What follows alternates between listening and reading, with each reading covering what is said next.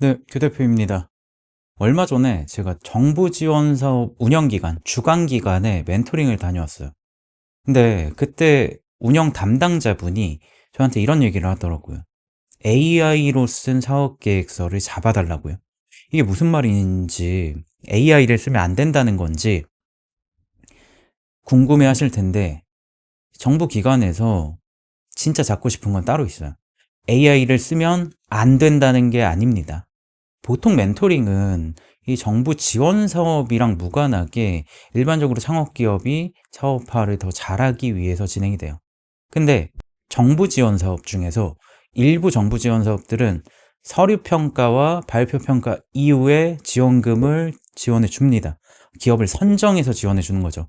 근데 이 서류평가와 발표평가 중간에 멘토링을 진행하는 경우가 있어요. 물론 이 멘토링의 목적은 한 30분 이내로 발표 평가에 도움이 될 만한 조언을 해드리는 자리인 거죠. 일반적으로는 기관에서 멘토에게 부탁하는 게 거의 없어요. 이 대표들에게 도움이 될 수 있도록 잘 도와주세요. 이 정도가 거의 전부인 것 같아요. 근데 올해 같은 경우에는 시작 전에 운영 담당자분이 멘토들을 따로 모아서 이렇게 이야기를 하더라고요. 정말 죄송한데 멘토링 하시면서 딱 한 가지, 딱 한 가지만 봐줄 게 있다고. AI로 쓴 사업계획서 또는 직접 작성하지 않은 사업계획서가 있으면 이 기업은 꼭 집어서 알려주라고요. 이 말 듣고 혹시 어떤 생각 드시나요? 이 알려주세요라는 말은 평가에 반영하겠다는 거고, 그건 결국 떨어뜨리겠다는 의도가 깔려 있는 거예요. 그러면 이 정부 기관에서, 운영기관, 주관기관에서 갑자기 왜 이런 부탁을 시작했을까요? 이유가 크게 세 가지가 있어요. 일단 첫 번째로 AI가 좀 많이 사용하면서 보편화되면서 사업계획서 퀄리티가 평준화됐습니다. 작년까지만 해도 챗 GPT나 제미나 이런 걸로 쓴 사업계획서는 티가 확 났어요. 근데 올해는 조금 달라졌죠. 평가위원 입장에서 보면 이 짧은 시간 보시게 되면 다 비슷비슷하게 잘 쓰여져 있어요. 그래서 이 10분이나 20분 이런 평가라는 짧은 시간 동안 봤을 경우에 이게 AI로 쓴 건지 확인이 과거보다는 더 어려워졌다라는 거예요. 두 번째로 그럴듯한 사업 계획서, 그리고 실체가 없는 사업에는 지원금을 안 주겠다라는 거죠. AI로 뭐 몇십 분 만에 이제 그럴듯하게 뽑은 사업 계획서로 지원금은 받아가 놓고 실제로는 사업이 굴러가지 않는 그런 케이스들이 작년부터 이 정부 지원 사업에서 꽤나 많이 발견이 됐습니다. 그러다 보니까 이런 것들을 좀 잡아내기 위한 목적도 있는 거죠. 그 마지막으로 사업계획서 대행을 맡긴 곳들을 걸러내기 위한 거죠. 무슨 말이냐면 이 AI로 쓴 사업계획서를 잡아달라는 이 말에 이 함축적으로 이 안에 들어가 있는 의도는 직접 쓰지 않은 사업계획서나 사업의 내용을 제대로 모르고 대행을 맡기거나 아니면 AI를 풀로 돌려서 실질적으로 운영하기 위한 사업계획서가 아니라 단순히 정부 지원 사업을 받기 위한 목적만 있는 사업계획서를 걸러내겠다라는 거거든요. 근데 그게 단순히 AI만의 문제가 아니라 사업계획서를 내가 직접 쓰지 않고 대행을 맡기는 거, 요것도 이제 걸러내겠다라는 거죠. 본인 사업인데 본인이 모르는 사업계획서다? 이게 정부 입장에서 엄청 큰 골칫거리인 거예요. 그러면 이 평가위원이나 아니면은 정부에 이제 등록되어 있는 전문가들이 딱 봤을 때, 사업계획서를 봤을 때 본인이 안 쓴 것 같다라고 판단하는 몇 가지 이 신호들이 있습니다. 일단 첫 번째로 전반적으로는 매끄러운데 영혼이 안 느껴져요. 무슨 말이냐면 문장이 깔끔해요. 전체적인 내용도 깔끔합니다. 근데 보면서 이 기업이 도대체 뭐 하는 곳인지, 뭘 하려고 하는지 현실적인 부분들이 안 보여요. AI로 쓰면은 보통 일반론적으로 쓰여져서 특히나 더 그렇게 보입니다. 평가위원 입장에서는 사실 1년에 몇백 장, 몇천 장의 사업계획서를 보니까 요즘 유심히 보다 보면 이런 것들이 다 보이거든요.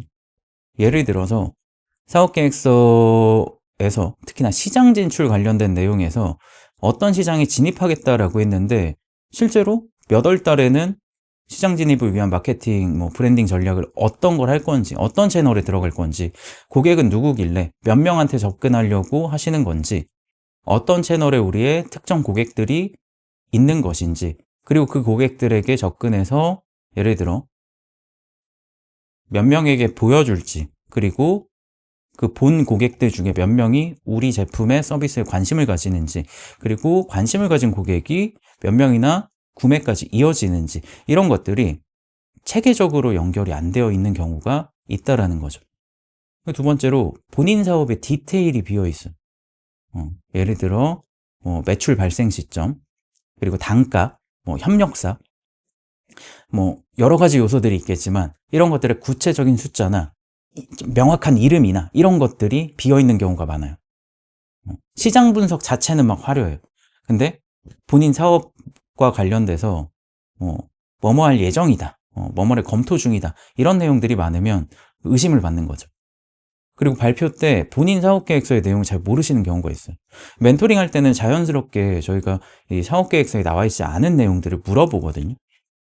대표님, 이런 부분들은 지금 현재 어떻게 되고 있나요? 라고 하나하나 굉장히 발표평가 하실 때보다 더 디테일하게 물어보는데, 질문을 했을 때 사업계획서에 있는 내용이고 거기에서 추가적으로 나올 수 있을 만한 질문인데 대표님이 답을 못해요.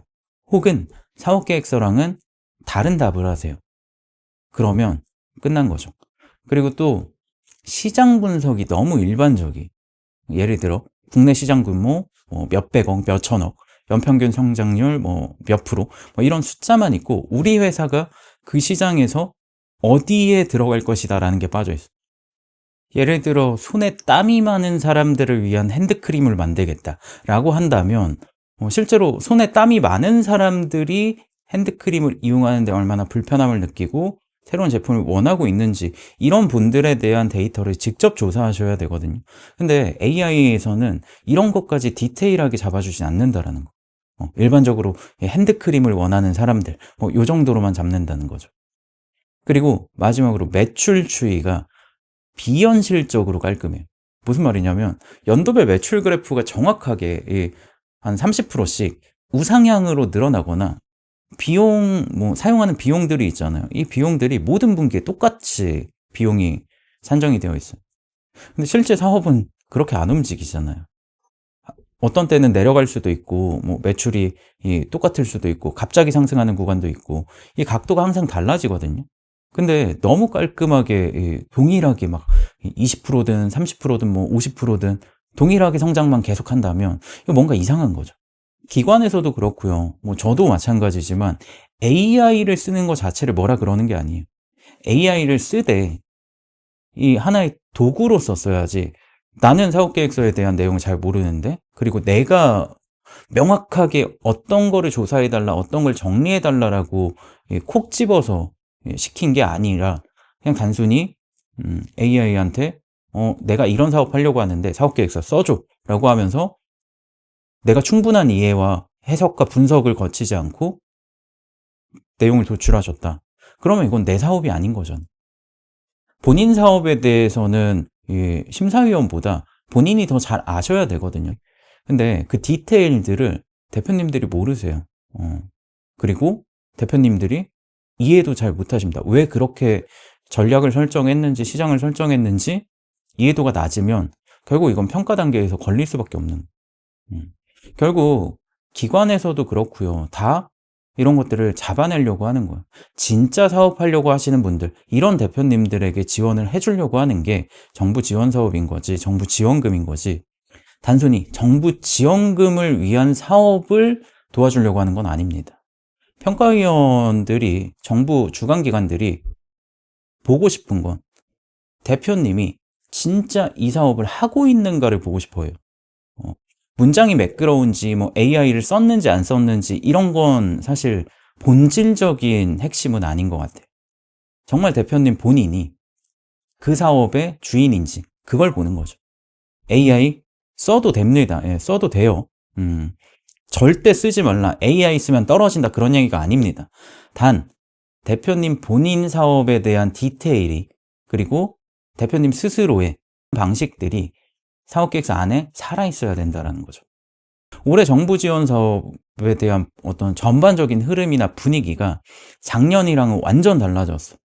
아직 추가 예산이나 모두의 창업이나 여러 지원 사업들이 좀 남아있기 때문에 지금부터 준비하시는 대표님들, 그리고 아직 서류 평가를 통과하고 발표 평가 남겨두신 대표님들, 그리고 내년을 준비하시는 대표님들까지 모두 다 지금 이 바뀐 상황에 맞춰서 사업계획서를, 정부 지원 사업을 잘 준비해 보시길 바라겠습니다.